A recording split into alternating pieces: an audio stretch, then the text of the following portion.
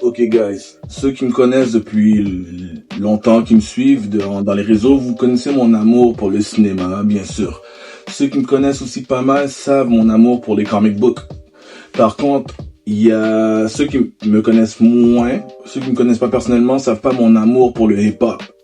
Et j'ai jamais mélangé le hip-hop vraiment et la vidéo dans les vidéos de Redcon. Mais puisqu'il y a des fans de comics qui me suivent, je voulais faire un unwrap pour la première fois. J'ai jamais fait de unwrap de quelque chose. Je viens de recevoir. C'est un comic assez dur à trouver, assez rare, de Mass Appeal, qui est la compagnie de Nas. Et Nas, en ce moment, fait un mouvement qui s'appelle Legend Has It, où il est en train de sortir une panoplie d'albums de vétérans du rap qui sortent tous des albums sur son label. Mois après mois. On a Mobb Deep qui a sorti leur album Infinite. On a Big L qui vient tout juste de sortir. On a Raekwon de Wu-Tang. On a Ghostface de Wu-Tang. Il y a De La Soul qui s'en viennent avec quelque chose. Et tous, il y a Slick Rick, si je me trompe pas.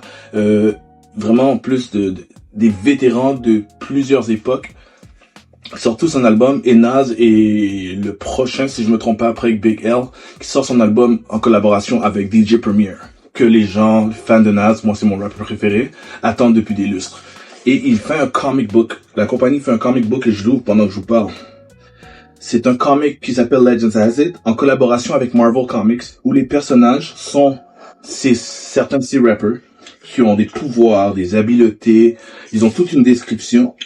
Et le comic était seulement disponible au New York Comic Con. Bien sûr, j'étais pas là à New York, mais je me suis quand même procuré Legend Has It. My bad, à l'envers. Legend Has It. J'ai déjà checké online.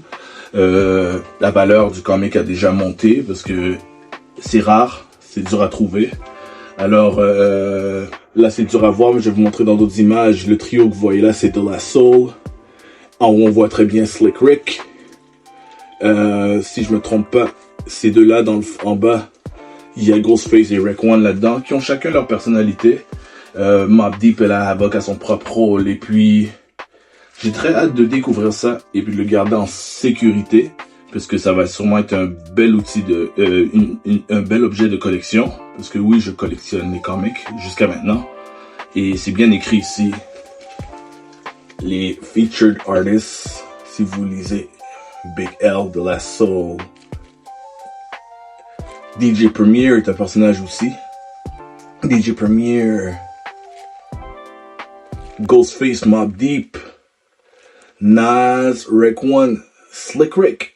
Donc, si vous aimeriez que je vous fasse un petit mini review de c'est quoi, je m'attends pas nécessairement à l'histoire la plus originale, mais j'aime vraiment ce mouvement où Nas ramène les anciens rappers et fait découvrir des nouvelles générations. Il y a des gens qui sont en train de redécouvrir Nas ou découvrir Nas pour la première fois dans la nouvelle génération. Donc son nom et le label Mass Appeal va donner un boost à certains de ces rappers que une nouvelle génération n'aurait jamais entendu, que moi j'aurais jamais cru re-entendre de La Soul. Je pensais que c'était fini, tout ça. Donc j'ai très hâte de découvrir ça. Puis ceux qui savent pas, Nas est un fan de comic book.